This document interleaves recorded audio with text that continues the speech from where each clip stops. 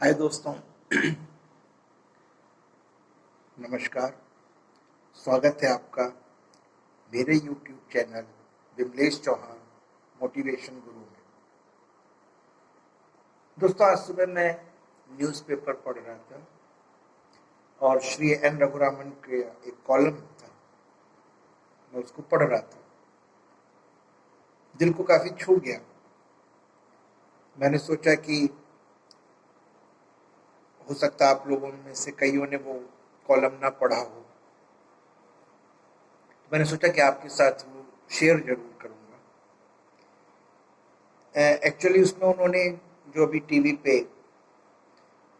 एक चैनल पे reality show super dancer 14 चल रहा है, उसके पार्टिसिपेंट्स को लेके उन्होंने उसके बच्चों को लेके उन्होंने कुछ बातें कही हैं जो कि माता पिता कितना त्याग करते हैं बच्चों के लिए, उसको दर्शाया गया है।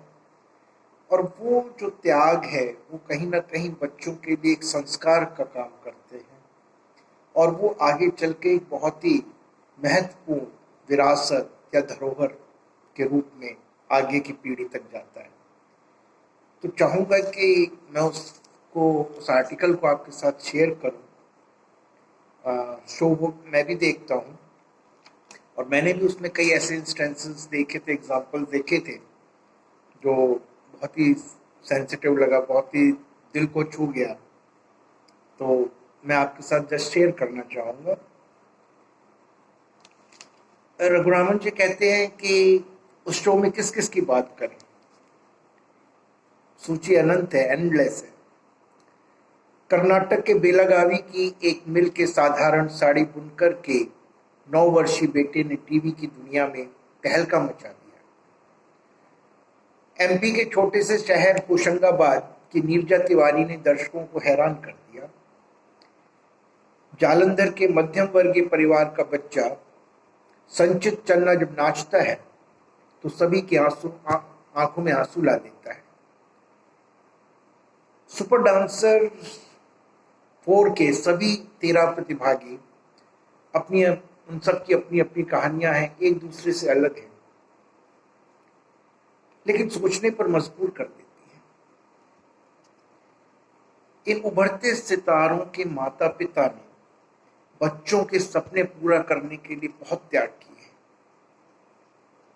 समाज के तानों को सहन किया है, समाज के तानों को नजरअंदाज किया है।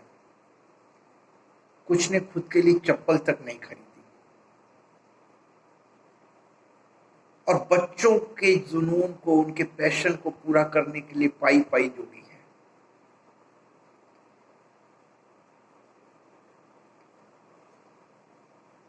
एक 9 वर्षीय बच्चा पृथ्वीराज कहता है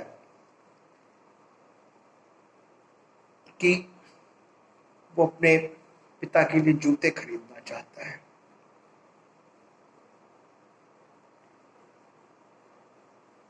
देखिए, उस बच्चा वो अपने पिता के त्याग को जानता है। मैंने उसमें देखा था एक एपिसोड में, इसमें मेंशन नहीं है, इस आर्टिकल में मेंशन नहीं है। एक बच्चा कहता है, वो मोची का काम करता है, जूते पॉलिश करने का काम करता है। वो कहता है कि जैसे बड़े लोग हैं ना, वो लोग जैसे कपड़े पहनते हैं, मैं भी अपने माँ बाप को वैसे ही पहने हुए देखना चाहता हूँ। ऐसे कुछ इंस्टेंसेस होते हैं दोस्तों जो दिल को छू जाते हैं। धन्य है वो माँ बाप जिन्होंने ऐसी संतानों को जन्म दिया। मेरा पूरा विश्वास है कि उन्होंने इस प्रकार के जो संस्कार बच्चों को दिए हैं वो उनके जीवन की एक बहुत बड़ी संपत्ति है, उनके लिए बहुत बड़ी विरासत है।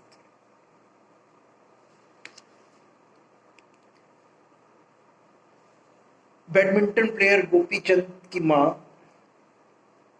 कहीं पे बस से नहीं जाती थी, वो पैदल जाती थी। क्यों?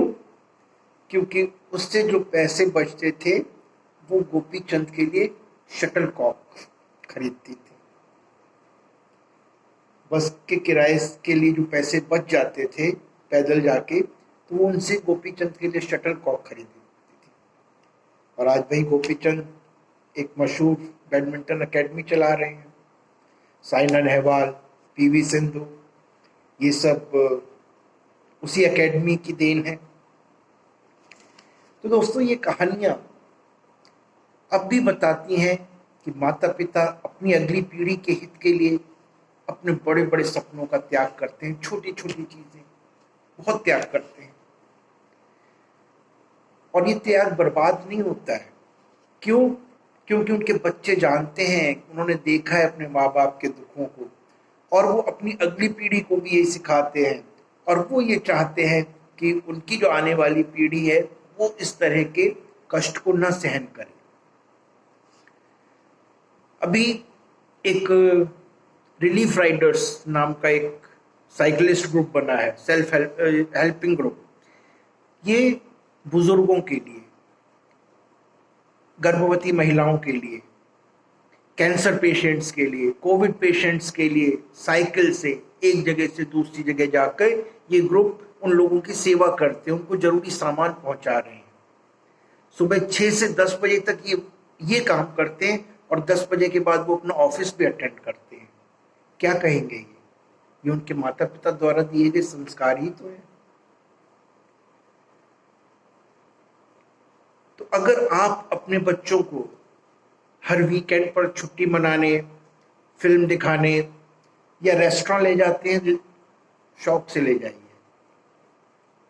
क्योंकि आप चाहते हैं कि उनके बच्चों को कि आपके बच्चों को कोई कमी ना महसूस हो और वो भौतिक सुखों का उपयोग कर सकें। ये उनका अधिकार है, आपका कर्तव्य है।